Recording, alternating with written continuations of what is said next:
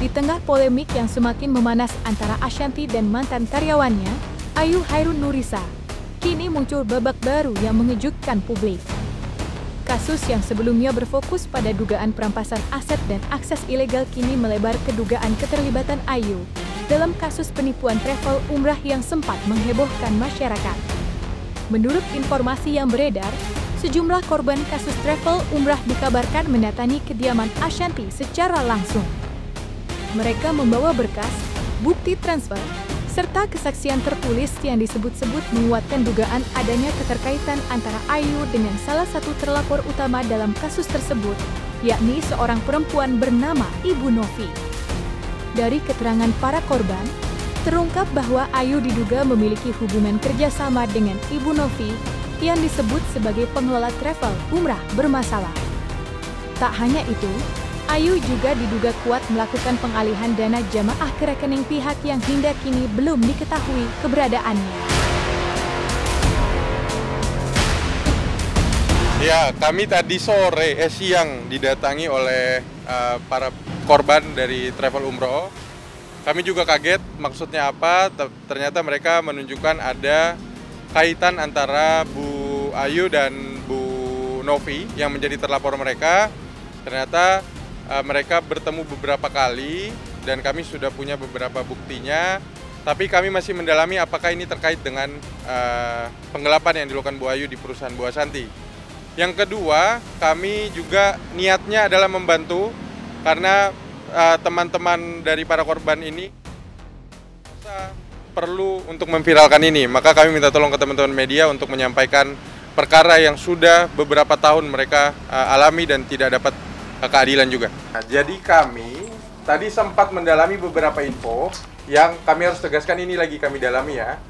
Bahwa ternyata Bu Ayu menurut rekan-rekan cerita dari beberapa korban Bu Novi itu berafiliasi diduga berafiliasi dengan Ibu Ayu. Makanya kami perlu mendalami informasi ini, apakah ada kaitannya juga dengan uang penggelapan yang dilakukan melalui uang di perusahaan kami. Ini kami dalami dulu, kami akan cek betul, berikut mutasi-mutasi rekening, informasi-informasi dari korban, apakah ada relasi dari travel milik Ibu Novi dengan Saudari Ayu. Kami tidak sedalam itu, cuma kami akan menggali yang khususnya laporan dari teman-teman korban dulu ini, yaitu dugaan pengalihan dananya ke oknum pemilik travel ini. Penipuannya nggak main-main di sini, penipuannya terkait umroh. Terkait umroh yang diduga dilakukan oleh Ibu Boki Rusun Noviana. Boki Rusun Noviana. Ya. Jadi korbannya ada banyak, ada puluhan yang kami terima. Sebagian sudah memberikan surat kuasa ke kami, sebagian masih dalam proses. Kerugiannya bermacam-macam dari yang cuma jutaan sampai yang ratusan juta. Terduga pelaku ini kami lihat dekat ya. Kami duga dekat dengan Saudara Ayu yang saat ini sedang berkonflik hukum dengan Ibu Ashanty, ya kan. Makanya itu kami kesini, kami cari terduga pelaku ini berpindah-pindah terus nih. Kadang di Jakarta Timur, kadang di Bogor, kadang di Bekasi. Kami cari terus, nggak ketemu-ketemu. Kami lihat ternyata kami duga ya, ada afiliasi nih dengan si Ayu. Makanya kami datanglah ke tempat Bu Ashanty, karena untuk apa sih? Untuk tujuan kami untuk memviralkan memang.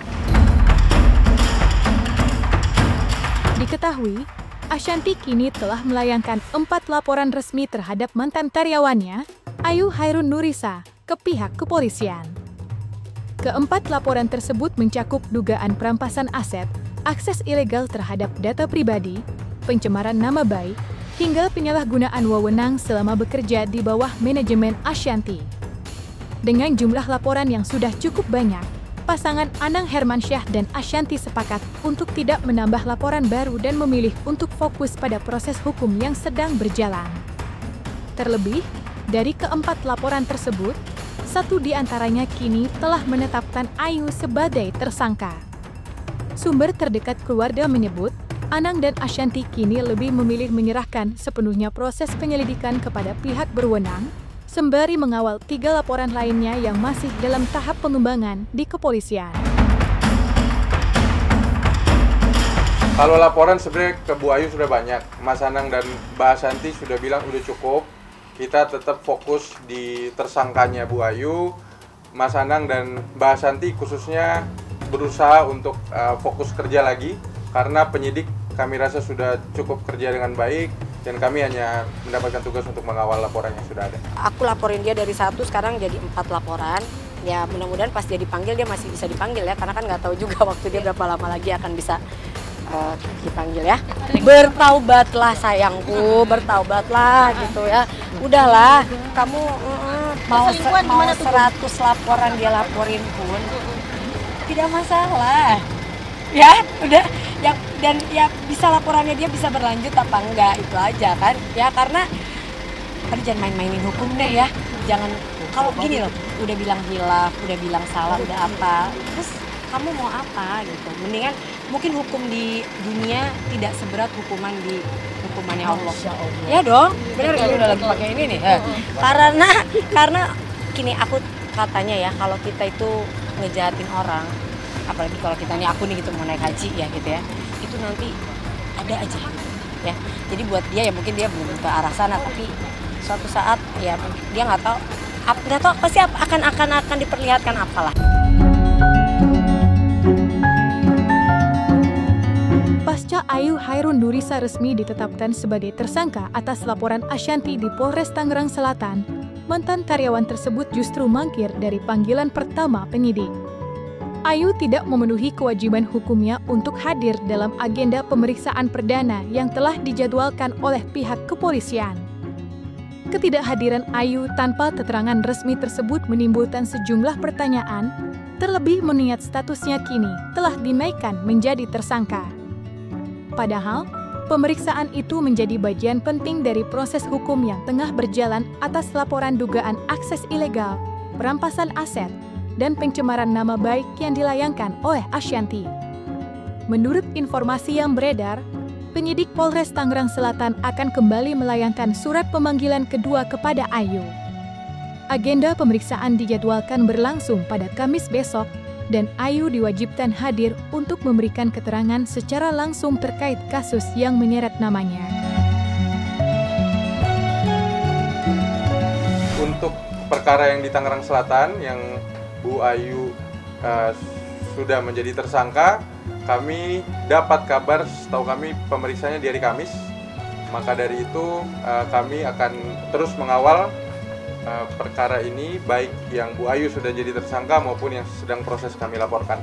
Jelas itu sangat baik buat kami karena kesimpulan dan bukti-bukti yang dikumpulkan oleh Bu Ashanti sejak awal di bulan Mei itu terbukti di tingkat penyidikan. Habis ini akan berlanjut ke tingkat kejaksaan, yaitu P21. Kami berharap segera sehingga ini bisa bergulir lebih lanjut. Nah, kami berdoa biar Bu Ayu juga bisa kooperatif, biar kalau memang nggak salah ya datang aja gitu.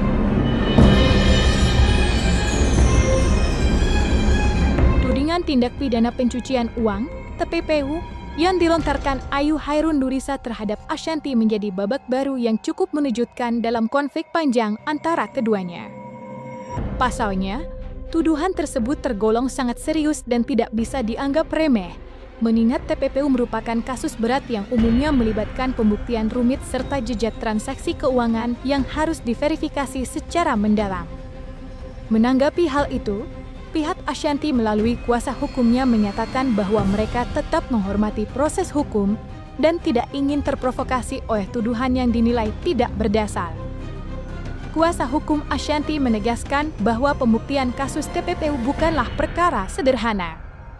Diperlukan data transaksi yang sah, bukti kuat, serta aliran dana yang jelas dan terverifikasi untuk dapat menjerat seseorang dengan pasal tersebut.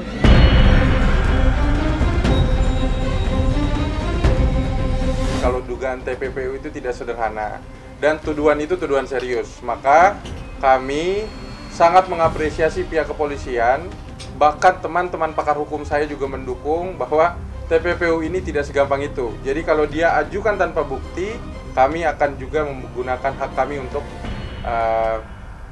membersihkan nama Bu Ashanty atas fitnah-fitnah yang terjadi. Ya kan dari awal pun dia laporan A, B, C, D, E kan. Ya silakan aja kan, sekarang kita melaporkan harus membuktikan.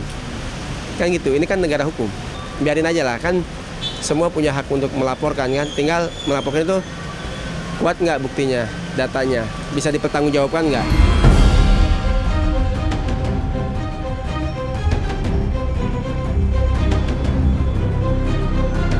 Dan jangan lupa untuk like, subscribe dan juga share channel YouTube Cumi Cumi.